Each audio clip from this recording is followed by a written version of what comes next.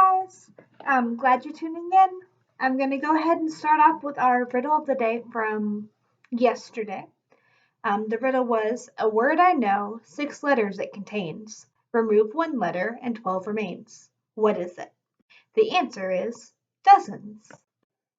Our riddle of the day for today is what can travel around the world while staying in one corner?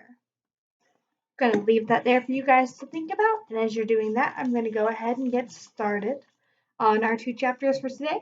Remember, we're reading the book Uglies by Scott Westerfeld, and we are on chapters 3 and 4 today.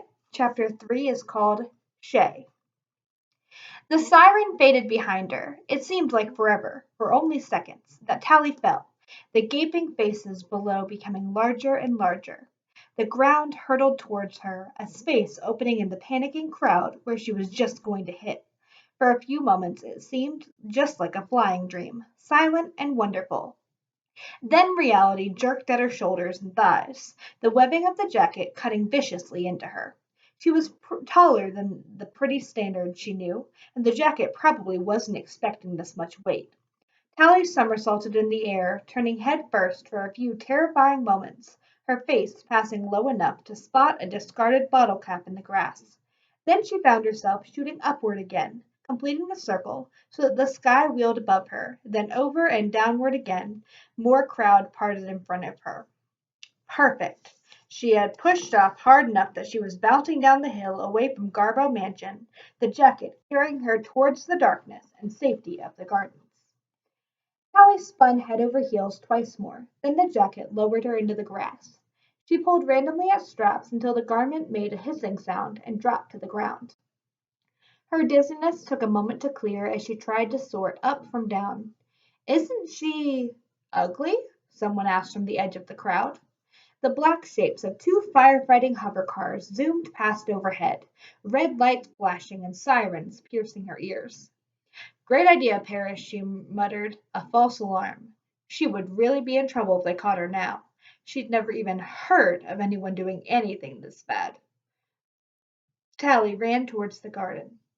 The darkness below the willows was comforting. Down there, halfway to the river, Tally could barely tell there was a full-scale fire alert in the middle of town. But she could see that a search was underway. More hover cars were in the air than usual, and the river seemed to be lit up extra bright. But maybe that was just a coincidence. But probably not. Tally made her way carefully through the trees. It was later than she and Paris had ever stayed over in the new pretty town. The pleasure gardens were more crowded, especially the dark parts. And now that the excitement of her escape had worn off, Tally was beginning to realize how stupid the whole idea had been. Of course, Paris didn't have the scar anymore. The two of them had only used a penknife when they'd cut themselves and held hands. The doctors used much sharper and bigger knives in the operation. They rubbed you raw, and you grew all new skin, perfect and clear. The old marks of accidents and bad food and childhood illnesses all washed away. A clean start. But Tally had ruined Paris's starting over, showing up like some pesky Lily who's not wanted, and leaving him with a bad taste of ugly in his mouth, not to mention covered with mud. She hoped he had another vest to change into. At least Paris hadn't seemed too angry. He'd said they'd be best friends again, once she was pretty. But the way he'd looked at her face, maybe that was why they separated uglies from pretties. It must be horrible to see an ugly face when you're surrounded by such beautiful people all the time. What if she ruined everything tonight, and Paris would always see her like this? Squinty eyes and frizzy hair, even after she had the operation. She deserved it for being so stupid. Sorry, I skipped a line. A hover car passed overhead and Tally ducked. She was probably going to get caught tonight and never be turned pretty at all. She deserved it for being so stupid. Tally reminded herself of her promise to Paris. She was not going to get caught. She had to become pretty for him. A light flashed in the corner of her vision. Tally crouched and peered through the hanging willow leaves. A safety warden was in the park. She was a middle pretty, not a new one. In the firelight, the handsome features of the second operation were obvious. broad shoulders and a firm jaw, a sharp nose and high cheekbones. The woman carried the same unquestionable authority as Tally's teachers back in Uglyville. Tally swallowed. New Pretties had their own wardens. There was only one reason why a Middle Pretty would be here in Prettytown. The wardens were looking for someone, and they were serious about finding him or her. The woman flashed her light at a couple on a bench, illuminating them for the split second it took to confirm that they were pretty. The couple jumped, but the warden chuckled and apologized.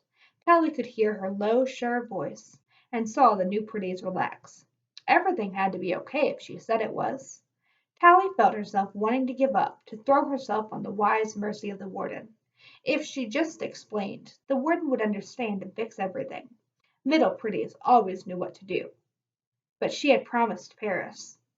Tally pulled back into the darkness, trying to ignore the horrible feeling that she was a spy, a sneak, for not surrendering to the woman's authority. She moved through the brush as fast as she could. Close to the river, Tally heard a noise in front of her. A dark form was outlined in the river lights before her. Not a couple, a lone figure in the dark. It had to be a warden, waiting for her in the brush. Tally hardly dared to breathe. She had frozen in mid-crawl, her weight all poised on one knee and one muddy hand. The warden hadn't seen her yet. If Tally waited long enough, maybe the warden would move on. She waited, motionless, for endless minutes. The figure didn't budge. They must know that the gardens were the only dark way in and out of New Prettytown. Tally's arms started to shake, the muscles complaining about staying frozen for so long. But she didn't dare let her weight settle on the other arm. The snap of a single twig would give her away. She held still until all her muscles were screaming. Maybe the warden was just a trick of light. Maybe this was all just her imagination. Tally blinked, trying to make the figure disappear, but it was still there, clearly outlined by the rippling lights of the river. A twig popped under her knee. Tally's aching muscles had finally betrayed her. But the figure still didn't move. He or she must have heard. The warden was being kind, waiting for her to give herself up, letting her surrender. The teachers at school did that sometimes, made you realize that you couldn't escape until you confessed everything. Tally cleared her throat, a small, pathetic sound. "I'm sorry," she said. The figure let out a sigh. "Oh, phew! Hey, that's okay. I must have scared you too." The girl leaned forward, grimacing, as if she was also sore from remaining still so long. Her face caught in the light. She was ugly too. Her name was Shay. She had long dark hair and pigtails, and her eyes were too wide apart. Her lips were full enough, but she was even skinnier than a New Pretty. She'd come over to the New Prettytown on her own expedition, and been hiding here by the river for an hour. "I've never seen anything like this," she whispered. "There's wardens and hover cars everywhere." Tally cleared her throat. "I think it's my fault." Shay looked dubious. "How'd you manage that?" "Well, I was up in the middle of town at a party." "You crashed a party? That's crazy," Shay said, then lowered her voice back to a whisper. "Crazy, but awesome. How'd you get in?" "I was wearing a mask." "Wow, a pretty mask?" More like a pig mask. It's a long story." Shay blinked. "A pig mask. Okay, so let me guess. Somebody blew your house down?" "Huh? No. I was about to get caught, so I kind of set off a fire alarm." "Nice trick." Tally smiled. It was actually a pretty good story, now that she had someone to tell it to. "And I was trapped up on the roof, so I grabbed a bungee jacket and jumped off. I hover bounced halfway here." "No way!" "Well, part of the way here, anyhow. Pretty awesome." Shay smiled. Then her face went serious. She bit at one of her fingernails, which was one of those bad habits that the operation cured. "So, Tally, were you at this party to see someone?" It was Tally's turn to be impressed. "How'd you figure that out?" Shay sighed, looking down at her ragged nails. "I've got friends too over here. I mean, they were friends. Sometimes I spy on them." She looked up. "I was always the youngest, you know. And now you're all alone." Shay nodded. "It sounds like you did more than spy, though." "Yeah, I kind of said hello." Wow, that's crazy. Your boyfriend or something? Tally shook her head. Paris had gone with other girls, and Tally had dealt with it and tried to do the same. But their friendship had always been the main thing in both their lives. Not anymore, apparently. If he's if he'd been my boyfriend, I don't think I could have done it, you know? I wouldn't have wanted him to see my face. But because we're just friends, I thought maybe. Yeah, so how'd it go? Tally thought for a second, looking out at the rippling water.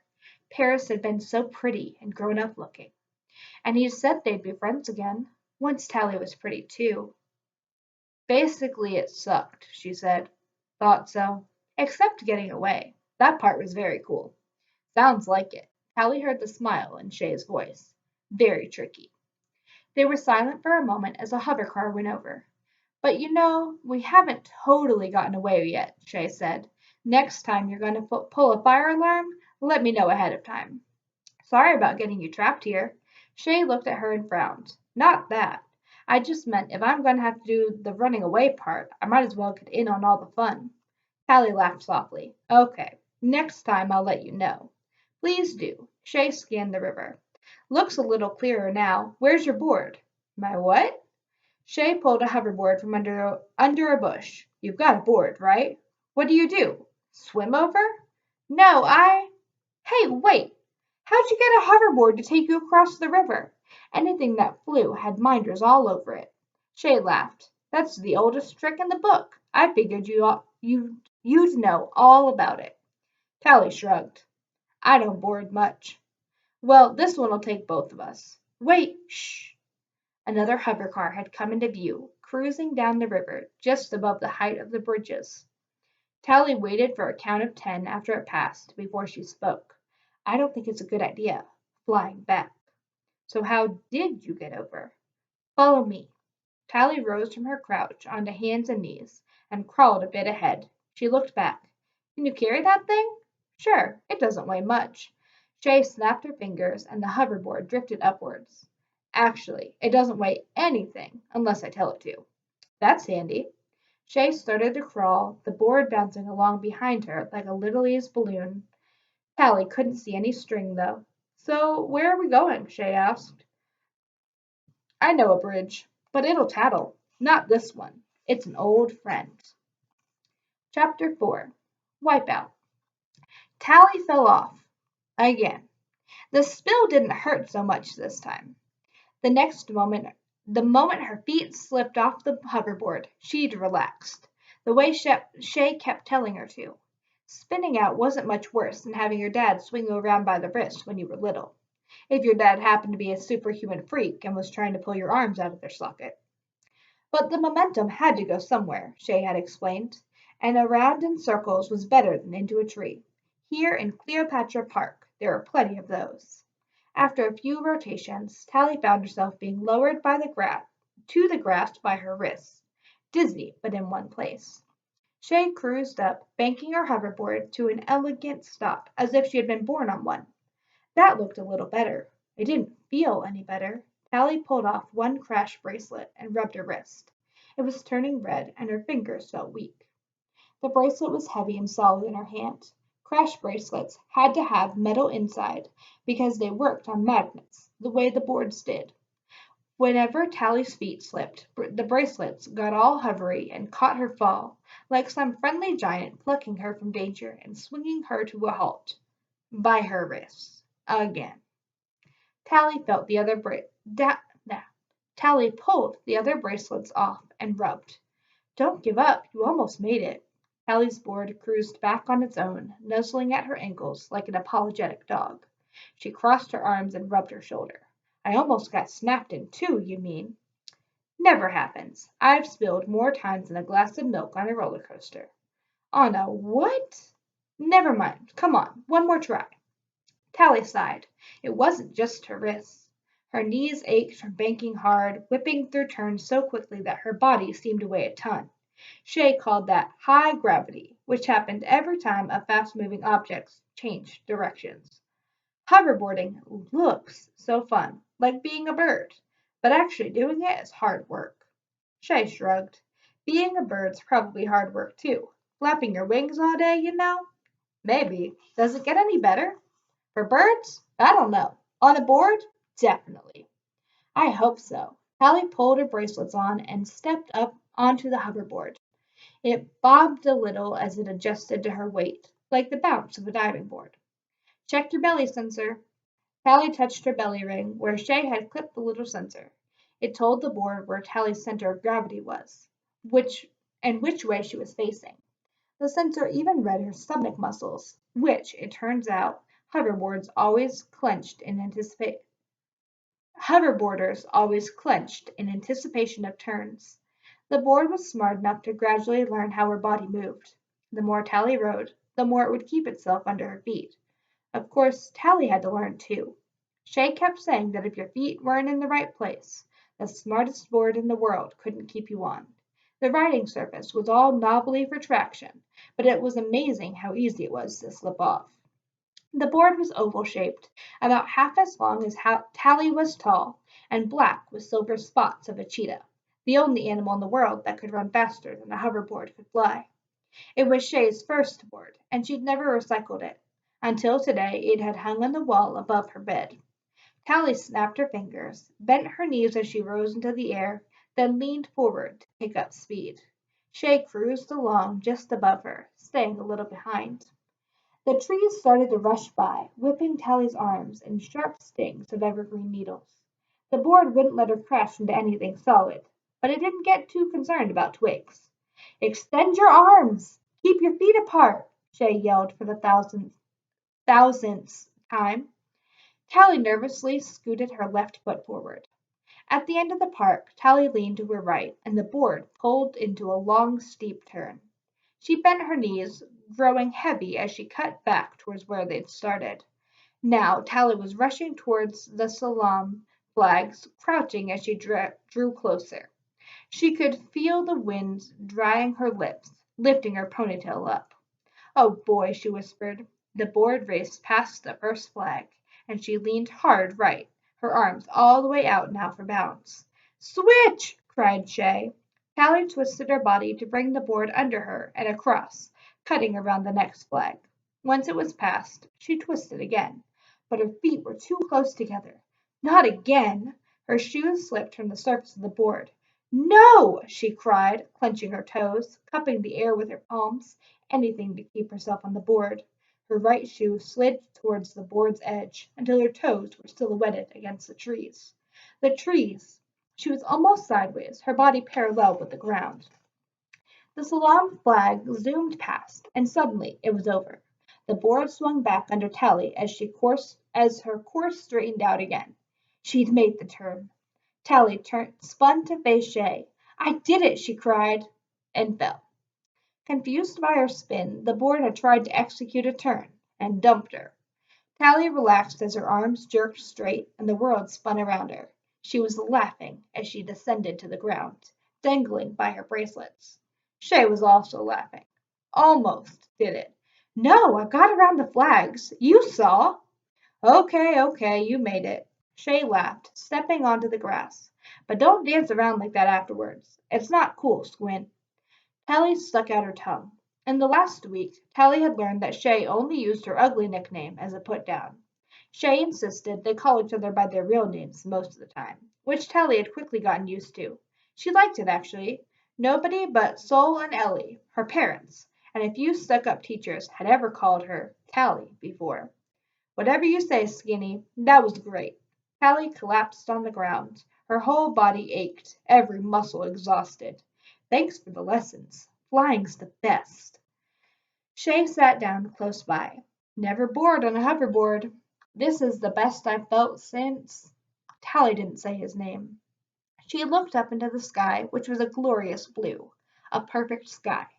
They hadn't gotten started until late afternoon, after a few high clouds were already showing hints of pink, even though the sunset was hours off. "Yeah," Shay agreed. "Me too. I was getting sick of hanging out alone." "So how long you got?" Shay answered instantly. 2 months and 26 days. Tally was stunned for a moment. "Are you sure?" "Course I'm sure." Tally felt a big, slow smile roll across her face, and she fell back into the grass, laughing. "You've got to be kidding. We've got the same birthday. No way. Yeah, way. It's perfect. We'll both turn pretty together. Shay was silent for a moment. Yeah, I guess. September 9th, right? Shay nodded. That is so cool. I mean, I didn't think I could stand to lose another friend, you know. We don't have to worry about one of us abandoning the other, not for a single day. Shay sat straight up, her smile gone. I wouldn't do that, anyway. Callie blinked. I didn't say you would, but. But what? But when you turn, you go over to New Prettytown. So, pretties are allowed to come back over here, you know. Or right. Callie snorted. But they don't. I would. Shay looked out over the river at the spires of the party town, placing a thumbnail firmly between her teeth. So would I, Shay. I'd come see you. Are you sure? Yeah, really. Shay, Shay shrugged and lay back to stare up at the clouds. Okay, but you're not the first person to make that promise, you know. Yeah, I do know. They were silent for a moment. Clouds rolled slowly across the sun, and the air grew cool. Callie thought of Paris, and tried to remember the way he'd used to look back when he was Nose. Somehow she couldn't recall his ugly face anymore, as if those few minutes of seeing him pretty had wiped out a lifetime of memories. All she could see now was pretty Paris, those eyes, and that smile. I wonder why they never come back, Shay said, just to visit. Callie swallowed. Because we're so ugly, Skinny. That's why. And that's the end of chapter 4. Please stay tuned tomorrow for chapters 5 and 6. Bye!